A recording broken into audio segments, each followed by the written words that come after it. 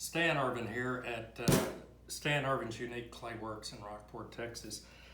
I'm in the studio today thinking about small things that I can make very simply to fit in and around larger pieces in the kiln, just to utilize the kiln space more efficiently.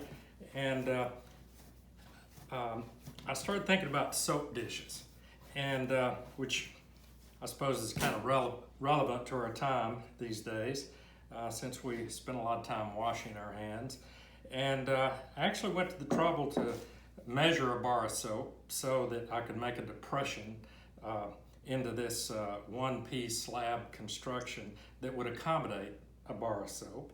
And then I cut another piece of wood a little bigger to just act as the border around the edges. I think you'll see how that works as I do this. It's very simple. The reason you want to make that a little bigger than the actual bar of soap is because clay shrinks as it dries and shrinks more as it's fired. So I'm going to begin here just forming this clay into a block. Probably takes a little bit of doing to get this working for you. You could use a rubber mallet to pound the clay out if you wanted, or you could use a rolling pin with a couple of sticks to either side, but you do have to start with a thick block of clay. Now I want this block of clay a little bigger than this block of wood, so I'm going to stretch that out. You notice the clay stretching in the direction that you throw it. Now it might be a little rounded on the bottom edges, so I'm going to be careful about pounding that down so that the clay actually meets the surface of the table. Now I have this little wire. Now this is a mud tool, but you can make your own. I've made them using all kinds of springs that you can get at the hardware store. Springs and ballpoint pens, if you just stretch them out, they'll make a nice little wiggle wire.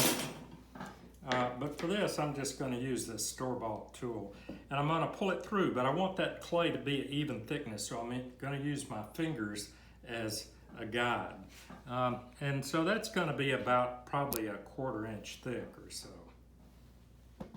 You can pull it straight through, or you can pull it at a slight angle and get a beautiful pattern.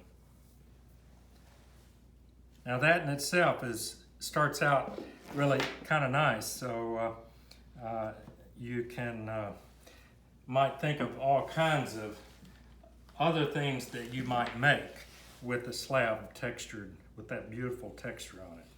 I'm going to go ahead and cut the edges down. This of course could be any shape, but I want to get it down to about the size of that block of wood. I could place this on there and cut around it, but then that would destroy the texture. Now, while I have it flat, I want to take a damp sponge and go around and soften the edges. It's always easier to finish edges while the clay is flat than to try to do it after it's formed a shape. So that part is pretty much done. Now to get the depression in the middle, I'm just going to take this piece of foam rubber.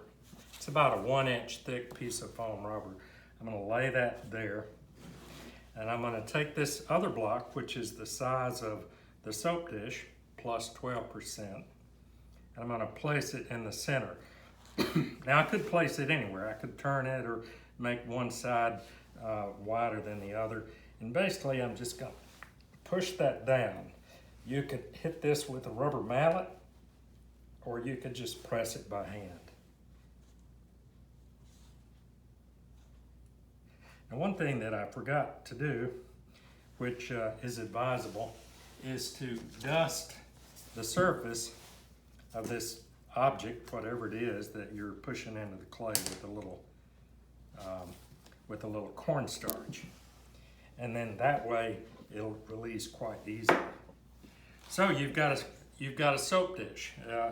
Really all you need to do is just let that stiffen a bit. You could set this off on a board and soften the edges, and then after that, you could flip it over after it has a chance to dry, roll up little balls of clay, which I will do here, and just throw them on the table. That'll flatten them out. Scratch the surface here, scratch the surface at the corner of this impression, push it in there, and just squeeze those little legs up. And I think what that does is it makes it rest on a flat surface a little, or an uneven surface, I should say, a little more comfortably, and it gives it a little more of a sense of presence, and maybe a little more volume. Okay, wash your hands.